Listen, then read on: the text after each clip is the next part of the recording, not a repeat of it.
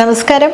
മഴയും തണുപ്പുമുള്ള കർക്കിടകത്തിലെ ഔഷധകഞ്ഞി എന്നുള്ളത് നമ്മൾ മലയാളികളുടെ ആരോഗ്യ സൗന്ദര്യ രഹസ്യക്കൂട്ടാണ് എന്ന് വേണം പറയാൻ.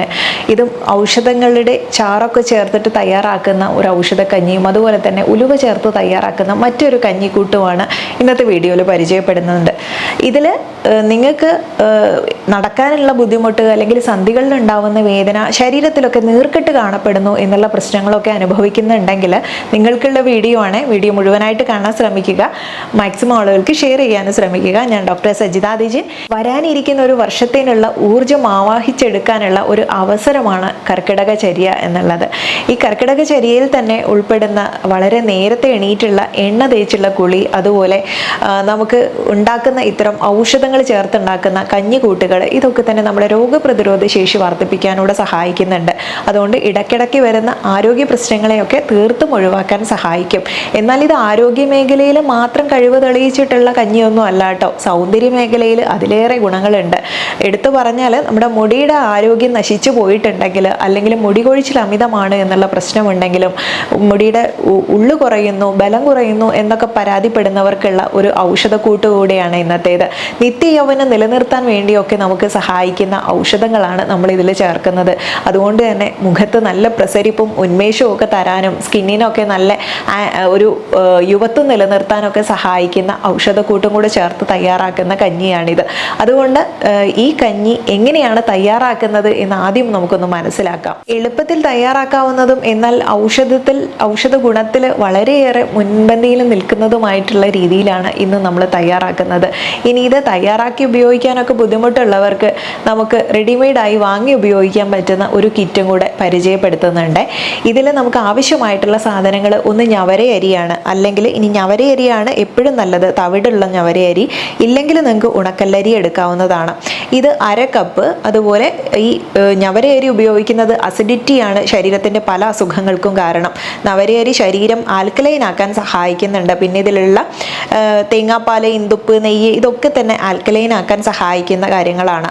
നെക്സ്റ്റ് ഉലുവ, ആശാളി, ജീരകം, ഇതൊക്കെ 5 ഗ്രാം വീതം എടുത്തിട്ടുണ്ട്. ഇതിലേക്ക് ഇന്ദുപ്പും നെയ്യും തേങ്ങാപ്പാലൊക്കെ വളരെ വിശേഷമാണ്. ഇനി അതുപോലെ പച്ചമരുന്നുകളായിട്ട് നിങ്ങളുടെ കയ്യിലുള്ളത് നിങ്ങൾക്ക് എടുക്കാം. എങ്കിലും ചില പച്ചമരുന്നുകളുടെ പേര് ഞാനിവിടെ സൂചിപ്പിക്കാം. മുക്കുറ്റി, ചതുരവെണ്ണൽ, കുഴൽവാതക്കൊടി, നിലപ്പാല, ആടലോടകത്തിൻ്റെ ഇല, കരിങ്കുറിഞ്ഞി, തഴുതാമ, ചെറൂള, കീഴാർ നെല്ലി, കയ്യോന്നി, കറുകപ്പുല്ല്, മുയൽ ചെവിയൻ, ഇവയെല്ലാം തന്നെ അല്പം വെള്ളം ചേർത്ത് ഇടിച്ച് പിഴിഞ്ഞെടുത്തിട്ടുള്ള സ്വരസ അല്ലെങ്കിൽ ഇതിൻ്റെ നീരാണ് നമുക്ക് കഞ്ഞിയിൽ ചേർക്കാനായിട്ടുള്ളത്. 6 ഇരട്ടി പച്ചമരുന്ന് നീരിൽ ഞവര അരിയിട്ട് അതിലേക്ക് ആശാളി, ജീരകം ചേർത്ത് കുതിർത്തിട്ട ഉലുവ എന്നിവയും ചേർത്തിട്ട് ആവശ്യത്തിന് ഇന്ദുപ്പും കൂടെ ചേർക്കുക. ചെറു തീയിൽ വേവിച്ചാൽ മതി. പകുതി വേവാവുമ്പോൾ അതിലേക്ക് തേങ്ങാപ്പാൽ, 2ാമത്തെ തേങ്ങാപ്പാൽ ചേർത്തിട്ട് തീ അണയ്ക്കണം. ഇനി 1/2 സ്പൂണ് പശുവിൻ്റെ നെയ്യിൽ ഒരു നുള്ള് ആശാളി, ഉലുവ, ജീരകം എന്നൊന്ന് വറുത്തെടുത്തിട്ട് അതിലേക്ക് ഒഴിക്കാം. അതുപോലെ ഇതിന് വാങ്ങി വെക്കുന്നതിനും വറവിടുന്നതിനും മുൻപ് നമ്മുടെ 1ാം തേങ്ങാപ്പാലും കൂടെ ചേർത്തിട്ട് നന്നായിട്ട് ഇളക്കി എടുത്തു കഴിഞ്ഞാൽ നമ്മുടെ വളരെ സ്വാദിഷ്ടമായിട്ടുള്ളതും അതുപോലെ തന്നെ ആരോഗ്യപരമായിട്ടുള്ളതുമായ കർക്കിടക കഞ്ഞി റെഡി ആയിട്ടുണ്ട്. ഈ ഔഷധങ്ങളുടെ സ്വരസ ഇടിച്ചു പിഴിഞ്ഞെടുത്ത നീരാണ് ഇതിൽ മുന്നിട്ട് നിൽക്കുന്നത്. കാരണം ഈ മഴക്കാലമായതുകൊണ്ട് ഇത്തരം ഔഷധ സസ്യങ്ങളൊക്കെ തന്നെ വളരെ വേഗത്തിൽ വളരാൻ സാധ്യതയുള്ളതാണ്, പ്രത്യേകിച്ചും നമ്മുടെ കേരളത്തിൽ. അപ്പോൾ ഇത്തരം ഔഷധങ്ങൾ കിട്ടാൻ വലിയ ബുദ്ധിമുട്ടൊന്നുമില്ല. ഇത് സമൂലമായിട്ട് എടുക്കുകയും ചെയ്യാം. നന്നായിട്ട് കഴുകിയെടുത്തതിന് ശേഷം ഇതിൻ്റെ നീരിടിച്ച് പിഴിഞ്ഞെടുത്ത് കഴിഞ്ഞാൽ ഒരുപാടേറെ ആരോഗ്യ സൗന്ദര്യ ഗുണങ്ങളുണ്ട്. മറ്റുള്ള കാലത്തൊന്നും നമ്മൾ ഇതിനെ എത്ര തന്നെ ഗൗനിക്കാതെ പോവുകയാണ് ചെയ്യാറുള്ളത്. മുക്കുറ്റിയൊക്കെ തന്നെ അതിവിശേഷമാണ് സ്ത്രീരോഗങ്ങളിലും ഒക്കെ. അതിനെക്കുറിച്ച് കൂടുതൽ വീഡിയോ സെപ്പറേറ്റ് ചെയ്തിട്ടുള്ളതാണ്, നിങ്ങൾക്ക് സെർച്ച് ചെയ്ത് നോക്കാവുന്നതാണ്. അടുത്തത് ഉലുവക്കഞ്ഞിയാണ് കേട്ടോ. ഉലുവ എന്നുള്ളത് വളരെ അതിവിശേഷമായിട്ടുള്ളതാണ്. നമ്മുടെ മുടിയുടെ ആരോഗ്യത്തിനും സൗന്ദര്യത്തിനും അതുപോലെ തന്നെ ദേഹത്തുണ്ടാവുന്ന വേദന, നീര്, ബുദ്ധിമുട്ടുകളൊക്കെ കുറയ്ക്കാനും ശരീരഭാരം കൂടുതലുണ്ടെങ്കിൽ അത് കുറയ്ക്കാനൊക്കെ സഹായിക്കുന്ന ഒന്നാണ്. വളരെ കുറഞ്ഞ രീതിയിൽ കൊഴുപ്പടങ്ങിയിട്ടുള്ള ഒരു പ്രോട്ടീൻ സമ്പുഷ്ടമായിട്ടുള്ള ആഹാരം തന്നെയാണ്. ഫൈബർ ധാരാളമായിട്ട് അടങ്ങിയിട്ടുണ്ട്. അതുകൊണ്ട് തന്നെ നമുക്ക് ഭക്ഷണം കഴിച്ചു കഴിഞ്ഞാൽ, അതായത് ഈ ഒരു ഉലുവക്കഞ്ഞി കുടിച്ചു കഴിഞ്ഞാൽ കുറച്ച് സമയത്തേന് വയറ് നന്നായിട്ട് ഫില്ലായതുപോലെ തോന്നും. അതുകൊണ്ട് അമിതമായിട്ട് ആഹാരം കഴിക്കാനുള്ള ആ ഒരു തോന്നലില്ലാതാക്കുന്നത് കൊണ്ടും കൊഴുപ്പിനെ അലിയിച്ച് കളയാനും അല്ലെങ്കിൽ അമിതമായിട്ടുള്ള നമ്മുടെ കൊഴുപ്പ് അടിഞ്ഞുകൂടാതെ ഇരിക്കാനൊക്കെ ഇത് സഹായിക്കുന്നുണ്ട്. വിറ്റാമിനുകളും ധാതുക്കളും ഫൈബറും ഒക്കെ ഉള്ളതിന് പുറമെ സിങ്ക് ഉള്ളതുകൊണ്ട് തലമുടിയുടെ ആരോഗ്യത്തിനും സൗന്ദര്യത്തിനും ഒന്നും ഒരു കോട്ടവും വരില്ല എന്നുള്ളത് മനസ്സിലായല്ലോ. വൃക്ക രോഗങ്ങൾ തടയാനായാലും അതുപോലെ രോഗപ്രതിരോധ ശക്തി കൂട്ടാനായാലും ഒക്കെ സഹായിക്കുന്ന ഒന്നാണ് ഉലുവക്കഞ്ഞി. അതുപോലെ ഇനി കുഞ്ഞുങ്ങൾക്ക് പാല് കൊടുക്കുന്നവരാണെങ്കിൽ അവർക്ക് മുലപ്പാല് വർദ്ധിപ്പിക്കാൻ സഹായിക്കുന്ന വളരെ നല്ലൊരു ഔഷധക്കൂട്ട് കൂടിയാണ് കേട്ടോ. ഇത് നിങ്ങൾ തീർത്തും ഒഴിവാക്കി കളയേണ്ട ഒരു കാര്യമല്ല. അതിൻ്റെ കയ്പൊക്കെ മാറ്റാനാണ് നമ്മളിതിൽ തേങ്ങാപ്പാലൊക്കെ ചേർത്തിട്ട് വളരെ സ്വാദിഷ്ടമായിട്ട് തയ്യാറാക്കുന്നത്. ഇനി ഇത് പ്രമേഹ രോഗികളാണെങ്കിൽ അവർക്ക് ധൈര്യപൂർവ്വം ഉപയോഗിക്കാവുന്ന ഒന്നുകൂടെയാണ്. അവർക്ക് വേണമെങ്കിൽ തേങ്ങാപ്പാൽ ഒഴിവാക്കണമെങ്കിൽ ആ ഒരു ഭാഗം നിങ്ങൾക്ക് ഒഴിവാക്കാവുന്നതാണ്. ഇത് തയ്യാറാക്കുന്ന വിധം എങ്ങനെയെന്ന് ആദ്യം ഒന്ന് മനസ്സിലാക്കാം. പുഴുക്കല്ലരി 1 കപ്പ് എടുക്കാം, അല്ലെങ്കിൽ നിങ്ങൾക്ക് നേരത്തെ പറഞ്ഞ പോലെ നവരയരി എടുക്കാം. ഉലുവ 1/4 കപ്പ്, 1-ാം പാലും 2-ാം പാലും ആണ് ആവശ്യമുള്ളത്. 1-ാം പാൽ 1/2 കപ്പും 2-ാം പാല് 1 കപ്പുമാണ് വേണ്ടത്.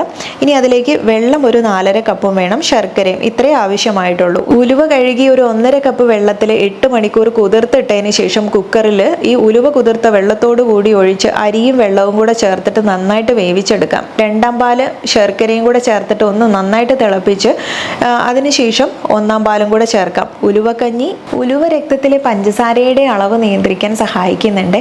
അതുപോലെ നമുക്കിതിൽ ധാരികളൊക്കെ അടങ്ങിയിട്ടുള്ളത് കൊണ്ട് തന്നെ നമുക്ക് മലബന്ധ പ്രശ്നങ്ങളുണ്ടെങ്കിൽ ദഹന പ്രശ്നങ്ങളൊക്കെ അകറ്റാനും വളരെ വിശേഷപ്പെട്ടതാണ്.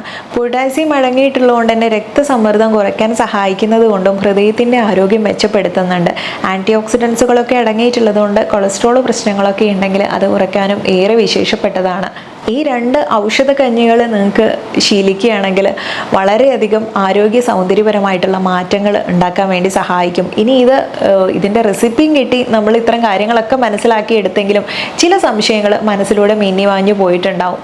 അതിലൊന്നാണ് കുഞ്ഞുങ്ങൾക്കും പ്രായമായവർക്കും 2 പേർക്കും ഈ ഔഷധക്കഞ്ഞി ഉപയോഗിക്കാമോ എന്നുള്ളൊരു സംശയം നിങ്ങളുടെ മനസ്സിൽ വന്നില്ലേ? അതിനുള്ള ഉത്തരമാണ് ഉപയോഗിക്കാം. എളുപ്പം ദഹിക്കുന്ന ഔഷധക്കഞ്ഞികൾ പ്രായമായവർക്ക് ഏറെ അഭികാമ്യമായിട്ടുള്ളതാണ്. കർക്കിടകക്കഞ്ഞി കുട്ടികൾക്ക് നൽകുമ്പോൾ ജീരകം, തേങ്ങാപ്പാൽ ആവശ്യമെങ്കിൽ സ്വല്പം കരിപ്പെട്ടി, ശർക്കര എന്നിവ ചേർത്ത് സ്വാദിഷ്ടമായി നൽകുന്നതാണ് ഏറെ ഉത്തമം. ഇനി കർക്കിടകക്കഞ്ഞി പ്രമേഹ രോഗികൾക്ക് ഉപയോഗിക്കാം എന്നുള്ളത് നേരത്തെ പറഞ്ഞു.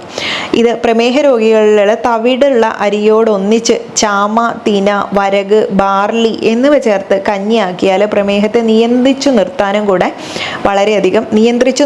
കൂടെ വളരെ നല്ലതാണ്. അതുപോലെ പനിയുള്ള അവസ്ഥകളിൽ ഇനി കർക്കിടകക്കഞ്ഞി ഉപയോഗിക്കാമോ എന്ന് സംശയമുണ്ടെങ്കിൽ പനിയുള്ള അവസ്ഥകളിൽ അമിതമായിട്ട് തേങ്ങ ചേർക്കാതെ മുയൽ ചെവിയൻ, മുക്കുറ്റി, പൂവാങ്കുറുന്നൽ, മുത്തങ്ങ ഇവ ചേർത്ത് കഞ്ഞി വെക്കുന്നതാണ് ഏറെ നല്ലത്.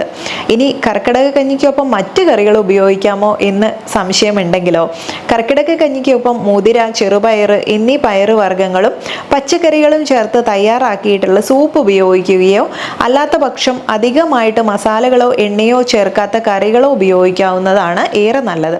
ഒരു നേരത്തെ ഭക്ഷണമായിട്ട് നമുക്ക് ഈ ഒരു കർക്കിടകക്കഞ്ഞി ഉപയോഗപ്പെടുത്താൻ പറ്റുമോ? പറ്റും. തീർച്ചയായും നിങ്ങൾക്ക് ഒരു നേരത്തെ ഭക്ഷണമായിട്ട് ഉപയോഗിച്ചു കഴിഞ്ഞാൽ ശരിയായ അളവിൽ അന്നജവും മാംസ്യവും കൊഴുപ്പും ധാതു ലവണങ്ങളും ചേർത്ത് തയ്യാറാക്കുന്ന ഔഷധക്കഞ്ഞി പതിവായി കഴിക്കുന്നത് ആഹാരത്തിന് പകരം ഒരു പ്രധാന ഭക്ഷണമായി തന്നെ ഉൾപ്പെടുത്താൻ സാധിക്കുന്ന ഒന്നാണ്. അപ്പോൾ നിങ്ങൾക്ക് ഇതിലേതെങ്കിലും മാറി മാറി ഉപയോഗിക്കാം. കർക്കിടകക്കഞ്ഞിയോ അല്ലെങ്കിൽ ഉലുവക്കഞ്ഞിയോ ഇതൊരു നേരത്തെ പ്രാതലായിട്ടോ അല്ലെങ്കിൽ നിങ്ങളുടെ അത്താഴമായിട്ടോ ഒക്കെ തന്നെ ഉപയോഗിക്കാവുന്നതാണ്. ഇതിൽ രുചി പകരുന്ന രീതിയിലുള്ള രുചിക്കൂട്ടുകളും കറിക്കൂട്ടുകളും ഒക്കെ സൈഡ് ഡിഷായിട്ടുണ്ട്. അതിൽ വരുന്നതാണ് പത്തിലത്തോരനും കൂട്ടുകറിയും ഒക്കെ തന്നെ. പത്തിലത്തോരനെ കുറിച്ച് മുൻപ് വീഡിയോ ചെയ്തിട്ടുള്ളതാണ്. എങ്കിലും നിങ്ങൾക്ക് കൂടുതൽ അറിയണമെന്നുണ്ടെങ്കിൽ താഴെ കമൻറ്റ് ബോക്സിൽ പറയാം, നമുക്കൊരു വീഡിയോ ചെയ്യാവുന്നതാണ്. അപ്പോൾ ഇന്നത്തെ വീഡിയോയിൽ പരിചയപ്പെട്ടിട്ടുള്ള ഈ ഔഷധ കഞ്ഞി കൂട്ടുകൾ നിങ്ങൾക്ക് ഒരുപാട് പേർക്ക് ഉപകാരമുള്ളതായിരിക്കും. ഷെയർ ചെയ്യാൻ മറക്കില്ലല്ലോ. നെക്സ്റ്റ് ഒരു വീഡിയോയിൽ നല്ലൊരു വിഷയവുമായി വീണ്ടും കണ്ടുമുട്ടാം.